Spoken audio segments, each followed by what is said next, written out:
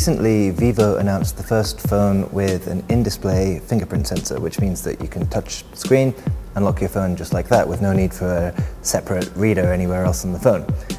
This week at Mobile World Congress, Vivo is taking that idea to the next level. So this is a concept phone called Apex, and the big thing with Apex is that the in-display fingerprint scanner is way bigger. Vivo calls it a half-screen scanner. It's not quite half the screen, but it's still pretty big. About this area here, the size of the screen, it's all an in-display fingerprint scanner. You can put your finger right onto the screen, and it unlocks the phone. So why do you want a fingerprint scanner inside the screen? Well, modern phones, the bezels around the screen are getting a lot smaller. And these are probably the smallest I've seen on any phone. Around these three sides, it's 1.8 millimeters, and this is 4.3. So the whole reason to have a fingerprint scanner inside the display is to enable these kind of skinny, thin bezels that we're seeing on modern smartphone designs. You can, of course, just put the fingerprint reader on the back, but a lot of people prefer to have it on the front. So a bezel design with an in-display fingerprint scanner lets you get there. But without bezels around the screen, where do you put the selfie camera? Well, Vivo has a pretty neat solution for that, actually. So the regular cameras are on the back, as you'd expect, but if you want to take a selfie, you switch the camera. And this cute little guy pops up. It makes a bit of a noise, and it takes about a second to pop up, like a little bit less. But it's kind of cute. It's a neat solution. So another thing that Vivo has to find space for on a phone without any bezels is the earpiece speaker for phone calls. There's a regular speaker at the bottom of the phone, but if you want to make phone calls, you have to make use of Vivo's screen technology, where they actually vibrate the screen itself to make it usable as an earpiece. I'm listening to a demo call now. It sounds okay. It's not the world's most incredible sounding earpiece, but it does the job. So there's no pricing or release date or anything like that for the Apex. It's completely a concept. Vivo is not committing to releasing it on the market in any form. That being said, as a concept, it does seem pretty plausible, and everything seems to work. You know, the earpiece speaker, the selfie camera are both neat solutions. The fingerprint sensor itself is pretty effective. It's not quite as fast as a traditional one, but it does work.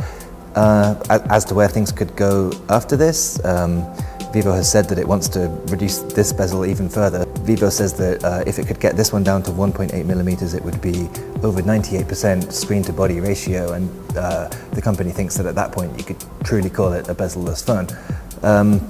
So all of this seems like fairly plausible at this point in time. It is a concept, but I wouldn't be surprised to see, you know, the things like the half-display fingerprint sensor and, you know, the pop-up selfie camera appear in phones over the next year or two. Well, Vivo has thought of that, and there you go. It was already on the other camera. I didn't have it ruined my dramatic reveal. If you open the camera, save the normal one. Why? Hey everybody, I'm at the Mobile World Congress, and I have on me here the Vivo Apex. So this is the new concept smartphone from the Chinese company. So the reason they're calling this a concept phone is because Vivo is trying a lot of groundbreaking technology with this phone that hasn't been done before. So this phone's not going to be widely available. So let's you're looking at the phone right now. It looks pretty boring, right? Kind of generic. But then let's fire up the display. Bam. This is the most bezel-less phone possible yet. It has a 98% screen-to-body aspect ratio. So you look at the bottom bezels, it's slimmer than anything we've seen yet. It has a 1.8 millimeter, 4.3 millimeters thick bottom bezel, slimmer than on a Galaxy S9. And at the top and the sides, 1.8 millimeters bezels. So now you might be wondering, where do all the sensors go? So most of it's under the screen. You already know that Vivo introduced the world's first under-screen fingerprint reader. So I already registered my finger. All you have to do is put your finger on it, and it works. It's pretty awesome, actually. The area is pretty big, and you can also do it upside down. So fingerprint reader is under the screen. What else is under the screen? It's an OLED display too, by the way. So let's make a phone call. So now I'm making a phone call. See, the ambient sensor is also under the screen. So now the only thing missing here, it's an earpiece and a selfie camera. The earpiece, there is none. Instead, the phone will vibrate sound to you through the metal frames, just like on the Xiaomi Mi Mix. Now finally, as for the selfie camera, Xiaomi put the selfie camera at the bottom, so anytime you take a selfie you have to turn the phone upside down, which is a little bit awkward. On the iPhone 10, obviously the selfie camera is up here where there's a giant notch. With Vivo, however, so this is what they did. The camera pops up from the top. And it pops up automatically too, so right now you're on the main camera mode.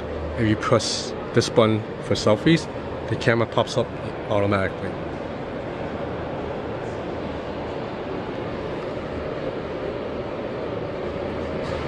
So when you go back to the home screen, the camera goes down automatically. So there is no digital home button, there is no digital buttons. So instead you swipe to go home, or you swipe from here to bring up recent apps, I believe. So it's a swiping gesture just like on previous Vivo devices. Everything else is really top notch. This phone has a Snapdragon 845 chipset with 6 gigs of RAM. So obviously there is no pricing yet, but this is looking really, really awesome.